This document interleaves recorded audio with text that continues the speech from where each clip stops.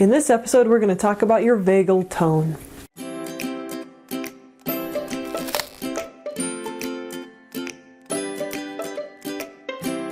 So in a previous episode, we talked about 4 self-regulatory techniques that help trigger the parasympathetic response in our nervous system. That's the calming reaction that our nervous system has to balance out the sympathetic response, which is the alerting fight, flight, or freeze response. In this episode, we're going to talk about a few more things that we can do to calm our brains. One of the first things that comes to mind is meditative breathing. So long, deep, intentional breathing. Now, this helps trigger that calming reaction, and people have been doing it for thousands of years for that very reason. When you breathe out with a long exhale, you may notice an increased production of saliva in your mouth. Now, that's a parasympathetic response. A lot more people are familiar with the sympathetic response, which is a dry mouth. So, meditative breathing, long, slow out breaths. Now, on that note, mindfulness and meditation is also very helpful in triggering the parasympathetic nervous system, and we'll talk more about that in upcoming episodes. Laughter is another technique that helps trigger the parasympathetic response, so try and find a way to laugh every day, even if it's watching dumb cat videos on YouTube. I'm going to put a link to my favorite down in the description, so check that out. Another way to foster your vagal tone, which is the strength of your vagus nerve, is to listen to your biorhythms. So that means going to sleep when you're tired, waking up when you're refreshed, eating when you're hungry, stopping when you're full.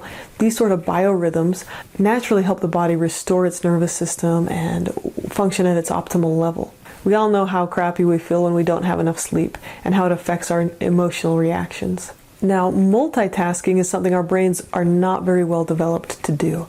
So monotasking is a way that helps calm the brain, doing one task at a time and doing it slowly. So doing one slow thing a day, something that's calming and slow and peaceful. For example, sitting down and petting a dog, or taking a slow walk, looking at the sunset, or doing some knitting or crocheting, whatever it is that you like to do, but just do it slowly without rush. That helps trigger that vagal response. Social connection also helps trigger that parasympathetic response, so hugging someone, interacting in a positive way, reaching out and connecting. That all helps soothe the mind and foster calmness.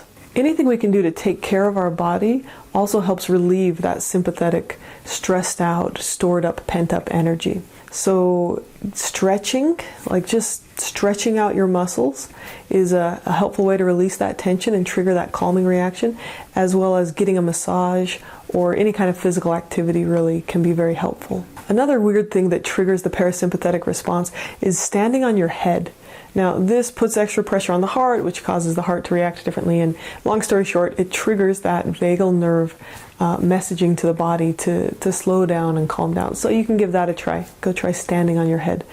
Now, it's important to remember that none of these techniques are going to solve your problems.